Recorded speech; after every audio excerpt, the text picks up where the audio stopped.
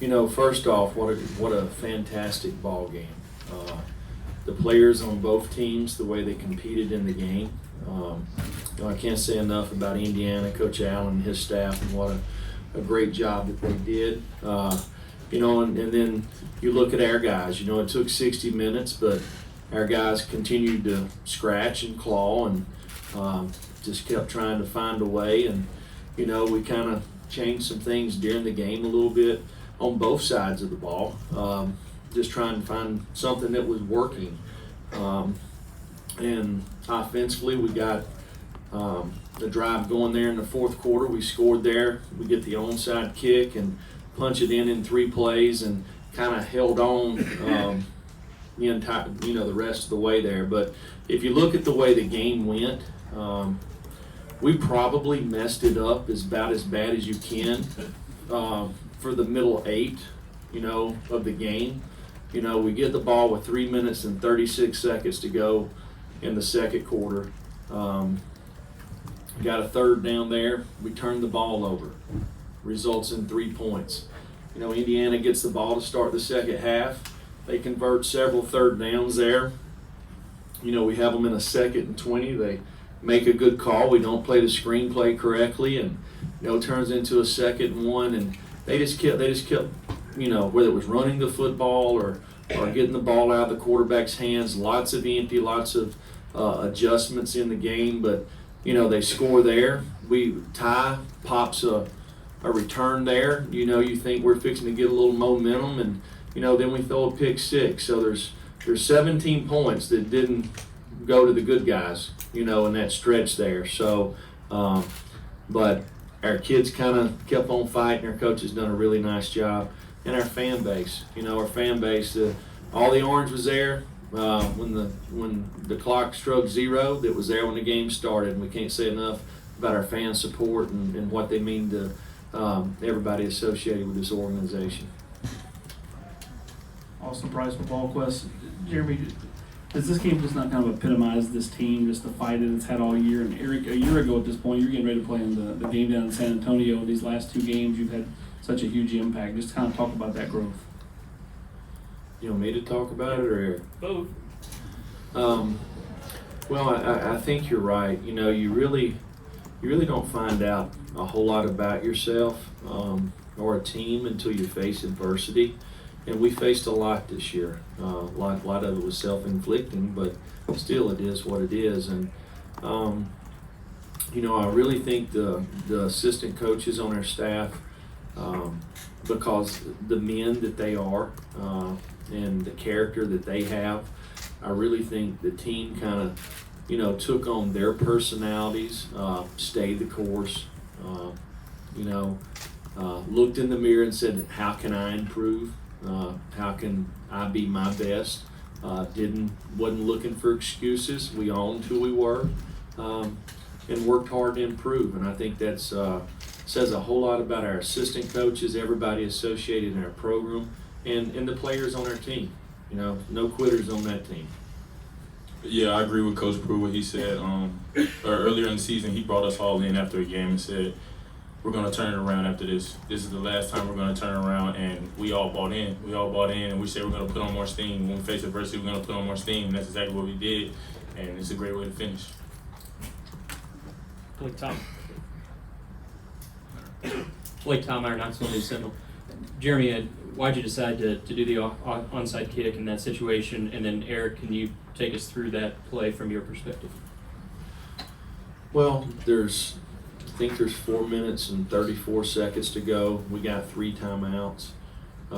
It was something that we felt was there, when we're breaking them down. And as the game went, we felt like it was there. We've probably repped it 500 or 600 times over the last 6 months.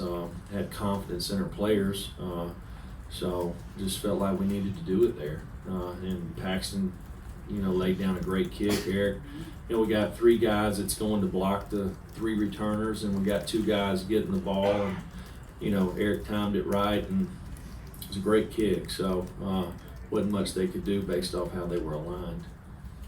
Yeah, that's a big testament to Paxton, like he said. We've practiced it over and over 1,000 times. We just never ran it, and we saw that look on film all week. We saw that look when they backed their guys up, and the hole was there. And I'm just glad I caught it. It was 10 yards. Coach, back in the middle.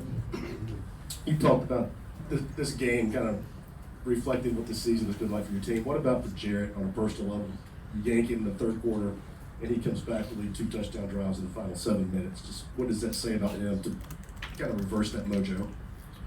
Well, I played for a high school basketball coach. If you shot a shot and you missed it and you wasn't the first one back on defense, he took you out of the game. So I learned at an early age, if I was going to shoot it, I better at least get back fast on defense, right? So that's the way I look at it at quarterbacks. Jared didn't play good. I have lots of confidence in him, but he didn't play good. And if he don't play good, we got other good players behind him. We put Brian in. Brian didn't play good. Probably threw 3 plays. It should have been intercepted, and they kicked a field goal. So it's part of it. Nobody's entitled to anything around here. We have to earn it, earn every bit of it. And Jared knows it.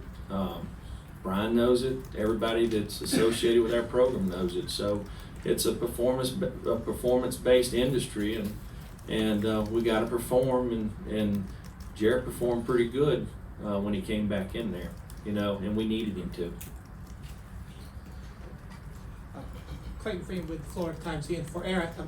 On that play, have you fielded onside kicks before? How much onside kick experience do you have? Well, in practice, I feel like I've had like 500 reps of the onside kick because we've repped it so much.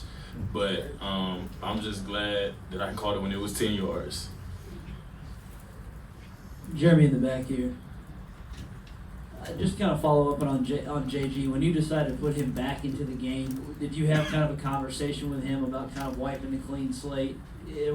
Kind of take us through that decision, and then maybe some of the conversations you had with Jared before him inserting him back into the game. Let me tell you, Jared's he's got thick skin. Okay, he's been through the wars. He knows the expectations that we have, that he has for himself. So sometimes as a quarterback, it helps to go over there and watch it from the sideline for a couple of series. Maybe you see a little something that you didn't see before. You kind of gather yourself, get your composure, figure out, what I need to do to play better, and that's what we did. It's really no secret, and when the game was on the line, that's who we wanted in the game, and you know what? He came through, right? He came through like he has the last 6 games. Coach Trey Wallace, Fox Sports Knoxville. Can you talk about just this senior group that you'll look back on in a couple of years from now and talk about their play and especially over the last 6 to 7 weeks? It just seems like y'all hit a switch. Can you talk about that, especially with this group?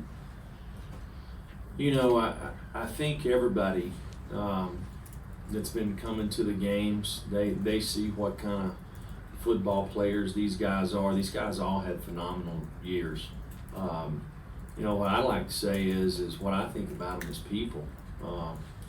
When you talk about trusting somebody, these guys are easy to trust because they're dependable. You can count on them. They have character. They represent the university and themselves, their family in the right way. They're really, really good football players, and we're going to miss them, And these guys they're going to have an opportunity to play some more football, and I hope they get to play for a long time. But I'll never forget them. I'll never forget them because, they hung in there when they didn't have to. They hung in there when it wasn't easy to do, which says a whole lot about them. Coach, Will Brown with the St. Augustine Record. Earlier you discussed how your assistants grew throughout the season. How would you say that you grew as a coach during the season that started inauspiciously and finished with a win in January? Well, one thing, you realize you don't have all the answers. I've been fortunate enough to hire a really good staff.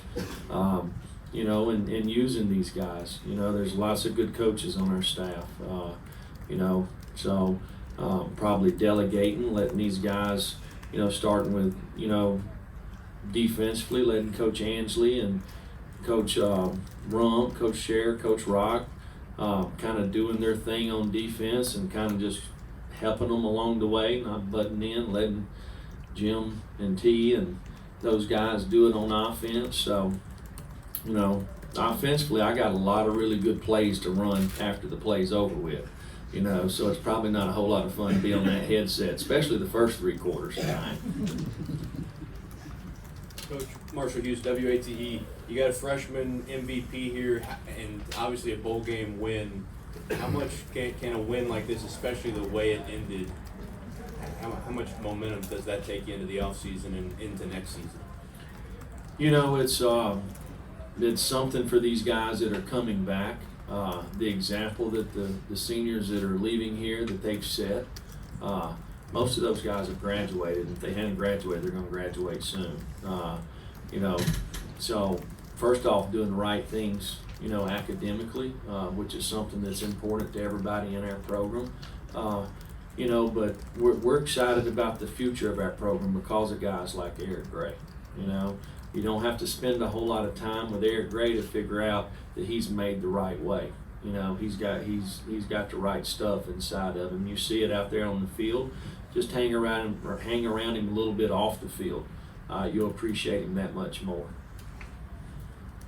Yeah, I guess a couple things. One, on that onside kick, were you tempted at times earlier this year to try that same kick? You said you've been working on it for a while. Were there times in other games where it kind of popped up into your head? And the other question was about Jalen McCullough.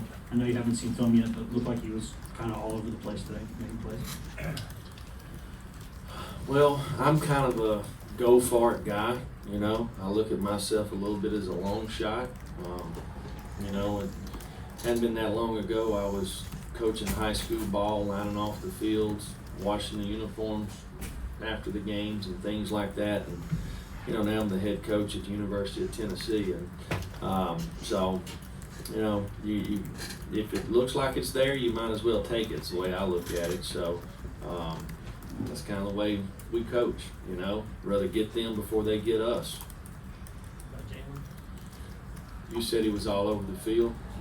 See, that's the thing about coaching. You know, right before I walked in here, I told him, I said, Jalen, I don't remember much except them catching that ball on you right there at the end. You know, so, but no, Jalen's a guy that, much like Eric, high character, winner, competitor, tough, smart. You know, these guys have a lot of the same qualities that these seniors that just walked out the door, and that's the type of guys that we're looking for in this program. Jeremy, when you look back at, you talked about looking back at the senior class, but this freshman class, did you anticipate them being as ready as they were, and the kind of the progression? Eric, Henry, obviously Roman made a play tonight, got to the quarterback. You know, several guys that are out there making plays that were freshmen. You know, when we recruit, there's certain criteria that we look for critical factors for every position, but probably the most important thing is the makeup. You know, who are they? You know, what kind of student are they? Are they a leader? Do they got character? Are they dependable? You know, and that's something that, you know, that we have questions about when it comes to recruiting everybody, and you know, we feel like that we've recruited some really good student athletes in this past class. The last question. Coach, right here, Marshall Hughes. We saw you after the game lean over to Jawan, and he's grasping that trophy, and he asked him for a picture. Looked like he didn't want to give the trophy to anybody else. What has your relationship been like with him throughout his career and your career so far at Tennessee? And I wanted to ask Eric, being from Tennessee, choosing to stay at Tennessee, not MVP of a bowl game in your freshman year, just how do you sum up how this season's been for you? Can I talk about Jawan first? Yes. All right, so the first time I ever met Jawan Jennings, he comes in my office, and we're going to decide and create a plan to see if he's going to be able to get back on the team. I think everybody knows it's pretty well documented. But anyhow, so we lay out a plan, and it's a pretty tough deal. There's lots of things, and Jawan done absolutely every bit of it to do it. But by the time he left my office, he was trying to negotiate what position he was going to play. And I said, dude, you're not even on the team yet. All right, so let's just see if we can make it to this first thing before we start talking that way. But that's the way Jawan is, you know. He's always in there trying to represent. For me, like you said, coming from being a Tennessee boy and being here at Tennessee, it's been unbelievable. It's been an unbelievable journey. I fell in love with the place early. It's just something I dream about. It's something I dreamed about as a kid, playing college football, playing in a bowl game, being MVP. It's been amazing. I just want to say all glory to God. Thank you, Coach. Thanks, Eric. Thank you.